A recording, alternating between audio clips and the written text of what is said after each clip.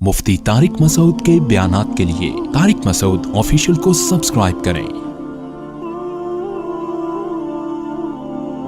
Tariq Masood official.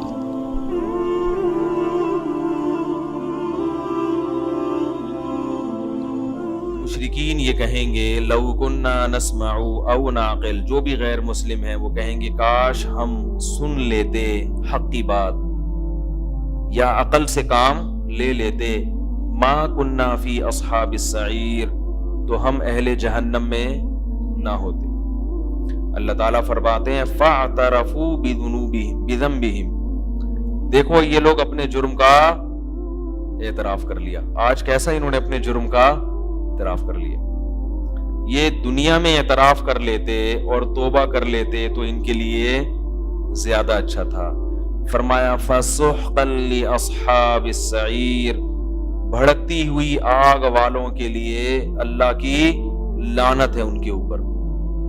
वो लोग जो आग में दाखिल होने वाले हैं वो अल्लाह की रहमत से दूर हो गए कि अब जाके एतराफ़ कर रहे हो। दुनिया में मान लेते, दुनिया में तस्लीम कर लेते तो तुम्हारे लिए बहुत अच्छा था। आगे इरशाद फरमाया कि इसके बरअक्स दूसरे लोग भी हैं, दूसरे लोग भी हैं जो अकल को भी इस्तेमाल करते हैं और सुनते भी हैं हक बात। वो कौन लोग हैं? इन्नल्लज़ीना यख़शौना रब्बहुम बिलग़ैब, वो लोग जो अपने पालने वाले से डरते हैं बिन देखे। मसला सारा कहां आता है? यहीं पर। गैर मुस्लिम कहते हैं हमें अल्लाह दिखा दो, हम कहते हैं कि फजीलत है बगैर देखे डरने की। देख के तो लोग पुलिस से भी डर जाते हैं, क्या ख्याल है भाई? देख के तो चूहे से भी डर जाते हैं, बिल्ली से भी डर जाते हैं, कुत्ते से भी डर जाते हैं। देखने के बाद तो फिर तो इम्तिहान ना रहा ना। आज हम दुनिया में जितनी चीजों को देखते हैं उस पर तो सब लोगों का ईमान है, उस पर चलाने के लिए कुरान के नाजिल होने की या पैगंबरों की तालीमात की जरूरत नहीं है। सारा मसला ही कहां का है? बोलो ना भाई, बिन देखे। फरमाया यख़शौना रब्बहुम, कैसी अजीब आयत है। सवाल पैदा होता है बिन देखे हम काम क्यों करें भाई? हमें दिखाओ तो सही। भाई सवाल पैदा होता है ना कि मैं बगैर देखे क्यों मानूं? बगैर देखे क्यों मानूं मैं, जब देखा ही नहीं है? तो ये क्या बगैर देखे बस कोई भी कुछ भी आके कह दे, कोई भी उठे और बोले कि भाई ये ऐसा होने वाला है लिहाजा ये करो। अब आपको कोई आके कहे कि भाई, कोई भी आपको आके खबर देता है जिसको आपने देखा नहीं है और उस खबर की बेस पे आपको किसी मुश्किल काम का मुकल्लफ बनाता है, तो आप करोगे वो काम? बोलोगे पहले ये तो साबित तो करो कि तुम सच भी कह रहे हो। मसलन आपने सुबह ऑफिस जाना है, एक आदमी आके कहता है ऑफिस नहीं जाना, वहां पे क्या हो गया, ये जॉब छोड़ दो वरना जो है ना तुम्हें नुकसान हो जाएगा। तो आपको भाई अच्छी वाली जॉब है, मैं क्यों छोड़ दूं? कहेगा भाई बस मैं कह रहा हूं हो जाएगा नुकसान। तो आप कहोगे भाई मैं क्यों तुम्हारी बात बगैर दलील के क्यों मानूं? अच्छी वाली जॉब चल रही है, मैं क्यों छोड़ दूं? लोग करते हैं ना आज का ये हफ्ता कैसा रहेगा, वो भी बगैर दलील के बात होती है, तभी उस पर ईमान लाना जायज नहीं है। तो अल्लाह ने इस इश्काल का जवाब इसी आयत में दिया है। फरमाया हम जो तुम्हें कह रहे हैं ना कि एक जात से डरो बिन देखे, वो जात कौन है? रब्बहुम, तुम्हारा पालने वाला। तो तुम पल रहे हो, कोई चीज पल रही हो तो बगैर पालने वाले के वो पलती नहीं है। ये इसकी दलील है कि वो बगैर देखे भी ऐसे है जैसे तुमने उसको देख लिया। देखो आप किसी जंगल में अकेले पड़े हुए हो या रेगिस्तान में अकेले हो, कोई जिंदगी का सामान नहीं है, लेकिन जैसे ही आपकी आंख लगती है, सोते हो, कोई शख्स खाना भी रख के चला जाता है। यानी जब आप सोते हो तो जब आंख खुलती है तो खाना भी मौजूद होता है, اور ساتھ میں ٹھنڈا پانی پیا ہے آپ لوگوں نے؟ ساتھ میں ٹھنڈا پانی بھی ہوتا ہے اور ایک خیمہ بھی ہے دھوپ سے بچنے کے لیے. سمجھ میں آ رہی ہے بات؟ تو آپ وہ کھانا بھی کھاتے ہو, پانی بھی پیتے ہو, خیمے سے کیا کرتے ہو؟ چھاؤں بھی کرتے ہو. پھر آپ کو ضرورت پڑتی ہے کسی اور چیز کی, کوئی نظر آ نہیں رہا آپ کو, جب سوتے ہو, جب سو کے اٹھتے ہو تو پھر آپ دیکھتے ہو کہ آپ کے سر میں درد ہے تو پیناڈول رکھی ہوئی ہے بھائی, کیا رکھی ہوئی ہے؟ پیناڈول رکھی ہوئی ہے. پھر آپ نے سوچا کہ یار میں بغیر تکیے کے سوتا ہوں, میرے گردن میں یا درد ہو رہا ہے یا نیند نہیں آ رہی. تو پھر کیا ہوا کہ آپ اٹھے تو دیکھا کہ سامنے, بولو بھائی, تکیہ بھی رکھا ہوا ہے. جس جس چیز کی ضرورت ہوتی ہے, جو زندگی گزارنے کے لیے آپ کو ریگستان میں چاہیے, وہ تمام ضرورتیں کوئی پرووائڈ کر کے جا رہا ہے.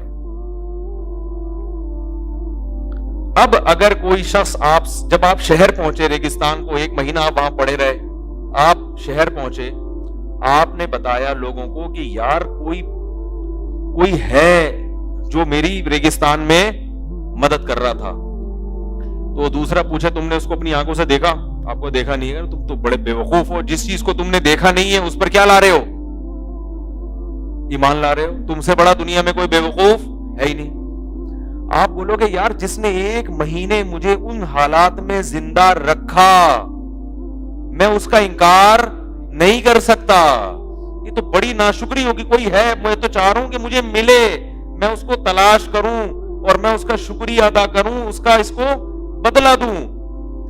اگر غیرت ہوگی نا, غیرت, تو زندگی کا سب سے بڑا مقصد یہ بن جائے گا کہ یار 1 مہینہ ریگستان میں جہاں قحط تھا اور میں بھوک اور پیاس سے ایڑیاں رگڑ رگڑ کے مر جاتا, کون ہے جس نے 1 مہینہ مجھے کھلایا بھی, پلایا بھی, میری ضرورتوں کا خیال بھی کیا. یار مجھے تو سب سے بڑا میری زندگی کا مقصد کیا بن جائے گا, اس کو تلاش کروں. کوئی ہے اور اس کو میں کیا کروں؟ کچھ نہیں کر سکتا تو زبان سے شکریہ ہی ادا کر دوں اس کا. لیکن 1 مہینہ جس نے کھلایا پلایا, آپ جب شہر پہنچے زندہ بچ گئے, اب لوگ کہہ رہے ہیں یار کس نے کیا؟ آپ بولے چھوڑو, ہمیں کیا, ہوگا کوئی رکھ کے چلا جاتا ہوگا پانی, ہوگا کوئی رکھ کے چلا جاتا ہوگا کھانا, ہمیں کیا. بلکہ میرا تو خیال ہے کہ کوئی بھی نہیں ہے. یہ سب اتفاق سے ہو رہا تھا. صحیح ہے نا؟ یہ سب کیا ہو رہا تھا؟ سسٹم ہے جنگل کا. کوئی بھی بھوکا جائے گا تو اتفاق سے سیب آ کے اس کے قریب گر جائیں گے اور اتفاق سے پانی کی بوتلیں بھی آئیں گی. یہ سب نیچر ہے, نیچرل ہے یہ.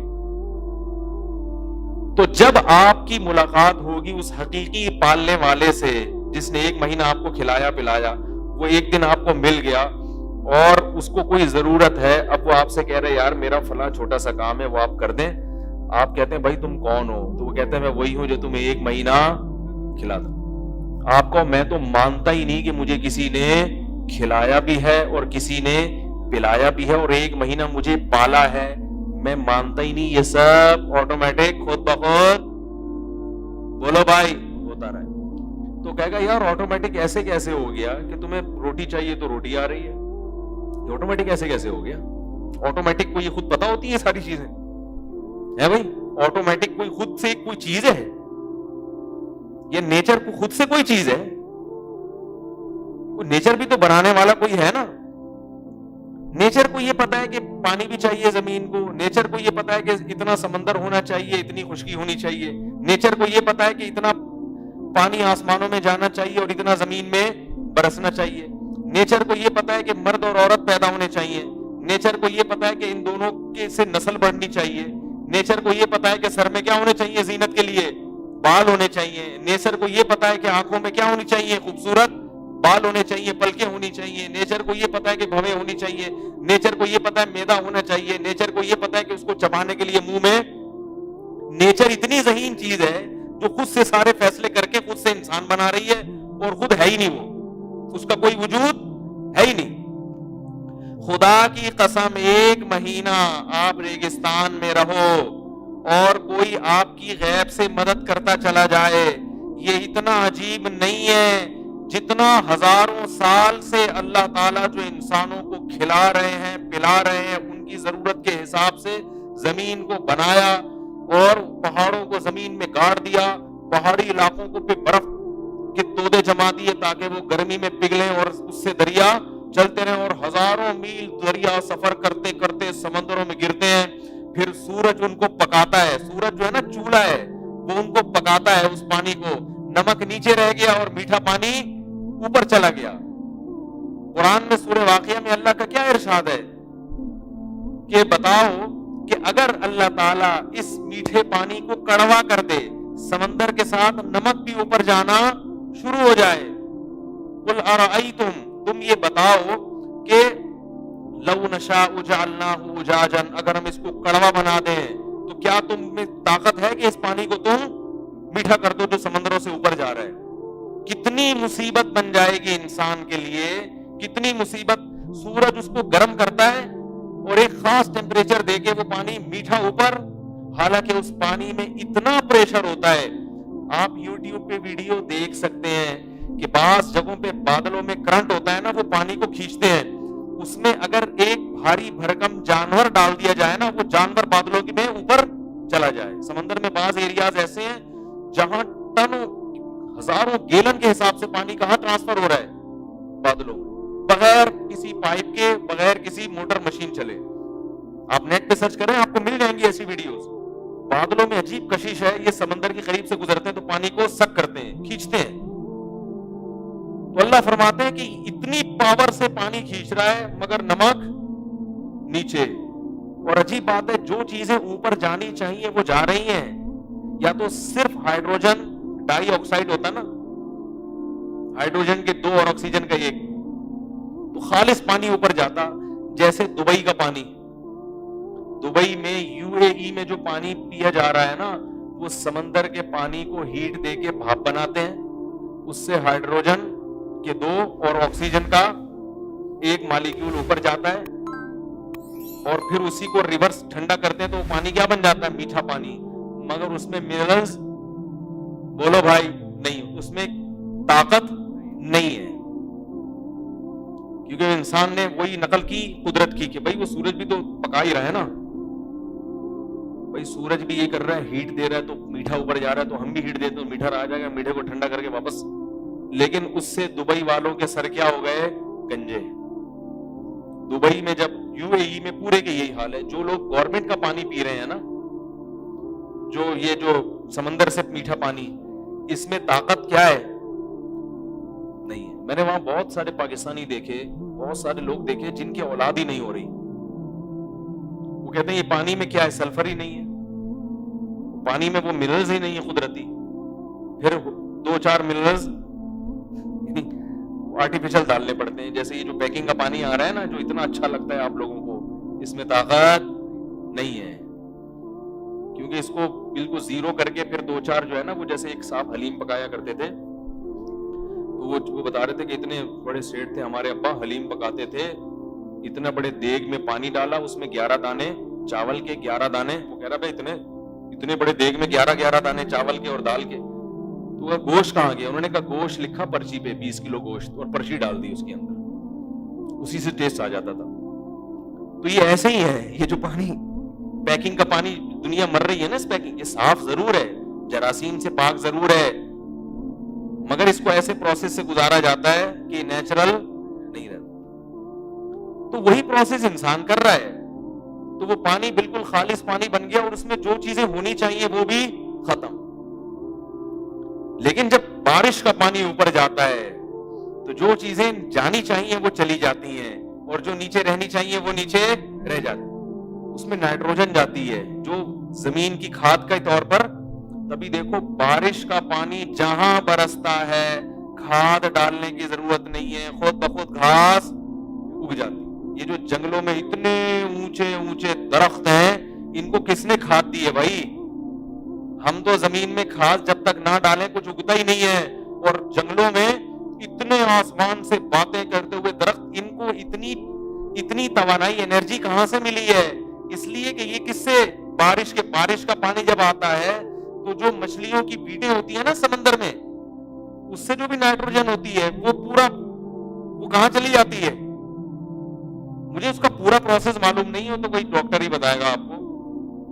لیکن وہ جو طاقت اور توانائی ہے وہ بارش کے پانی کے ساتھ اوپر چلی جاتی ہے اور پھر وہ زمین میں جاتی ہے اور بارش کا پانی نائٹروجن زمین میں لے کے آتا ہے. لہذا بارش کا پانی اگر کہیں برس رہا ہے تو کھاد نہیں بھی دو گے خود بخود چیزیں پیدا ہونا شروع. پھر وہی پانی آپ پیتے ہو تو آپ کو نقصان نہیں دیتا. وہ زمین میں جائے گا, زمین میں مٹی میں فلٹر لگا دی اللہ نے. مٹی کا کام تو ہے گندا کرنا, مگر وہ بارش کے پانی کو کیا کر رہی ہے؟ فلٹر کر رہی ہے. یعنی جتنا عرصہ زمین کے اندر رہے گا صاف ستھرا رہے گا, فلٹر ہوتا رہے گا. جیسے ہی نکال لیا خراب ہونا شروع. نیچے خراب نہیں ہو رہا وہ مٹی کے اندر. اس کا مطلب ہے کہ کیا یہ نیچر کر رہی ہے؟ نیچر کو پتا نہیں ہے. نیچر کو کس نے بتایا کہ بھئی یہ انسان کو پانی کی ضرورت پڑے گی اور ایسا پانی جس سے سر کے بال, کیا خیال ہے؟ وہ دبئی کا پانی جو لوگ پیتے ہیں نا یو اے میں, وہ بال بھی جلدی جلدی سفید ہو رہے ہوں گے, پھر ان کو سربیکسی وغیرہ کھانی پڑتی ہے الگ سے. تو یہ کس نے بتایا؟ یہ نیچر نے خود سے فیصلہ کر لیا تھا کہ بھئی انسان کو یہ چیزوں کی ضرورت پڑے گی, ایسا پانی چاہیے, پھر یہ چاہیے, پھر وہ چاہیے.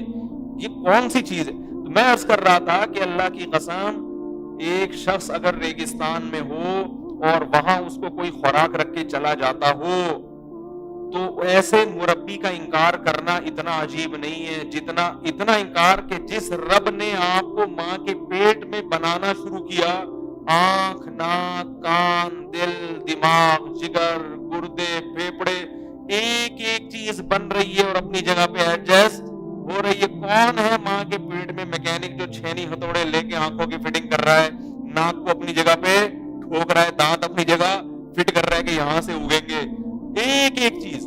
اور ادھر بچہ جب دنیا میں آیا, پیدا ہوا, پیدا ہوتے ہی ماں کی چھاتیوں میں, اس کا مطلب کوئی ہے جس کو پتا ہے کہ جب یہ پیدا ہوگا تو اسے کیا چاہیے ہوگا.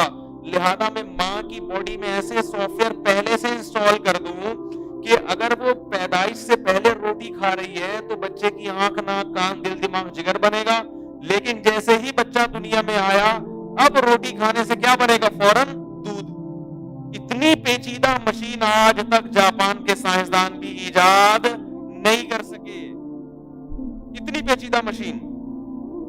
حیرت اس پر ہے کہ جاپان کے سائنسدان جو روبوٹ ایجاد کریں جو اس سے بہت کم درجے کی پیچیدہ ہے, اس کے بارے میں تو کوئی نہیں کہتا کہ یہ خود سے بنا ہے. اور ایسی پیچیدہ مشین کہ بچہ پیدا ہو رہا ہے, وہی روٹی کھا رہی ہے ماں, وہی انڈے جو پہلے کھاتی رہی ہے, اب اس سے فوراً کیا بننا شروع ہو گیا, اور وہ دودھ بن بھی رہا ہے اور اپنی جگہ پہ پہنچ بھی رہا ہے. اور بچہ جو پیدا ہوتا ہے دنیا میں کچھ بھی نہیں جانتا, لیکن خدا کو معلوم ہے, اللہ کو معلوم ہے, اسے کچھ بھی نہ آئے کوئی مسئلہ نہیں ہے. لیکن اگر اسے یہ بھی نہ پتا چلا کہ دودھ کہاں سے ملے گا, پیا کیسے جائے گا, پھر یہ کیا ہو جائے گا؟ مر جائے گا. لہذا یہ اس کی فوری ضرورت ہے, یہ اس کو پہلے سے سکھا دو. اس کا مطلب ریگستان میں جو آپ کی ضرورتیں پوری کر رہا ہے وہ اتنا عجیب نہیں ہے جتنا عجیب وہ ذات ہے جو پیدا ہوتے ہی آپ کی ضرورتیں, بولو نا بھائی, پوری کر رہا ہے. یہ کوئی پتھر کا بنا ہوا بت یہ کام نہیں کر رہا, کسی مزار کا بابا یہ کام نہیں کر رہا, نہ کوئی پیغمبر یہ کام کر رہا ہے, نہ محمد صلی اللہ علیہ وسلم یہ کام کر رہے ہیں. محمد صلی اللہ علیہ وسلم جو پیدا ہوئے تھے تو بھی اللہ نے آپ کی ماں کی چھاتیوں میں دودھ پیدا کیا اور آپ کو بھی سلیقہ سکھایا. یہ سارے کام کرنے والا ترے تنہا کون ہے؟ ایک ذات ہے جو اسباب کی محتاج نہیں ہے. وہ جو چاہے کر لے, جس چیز کا ارادہ کرے اس چیز کو وجود دے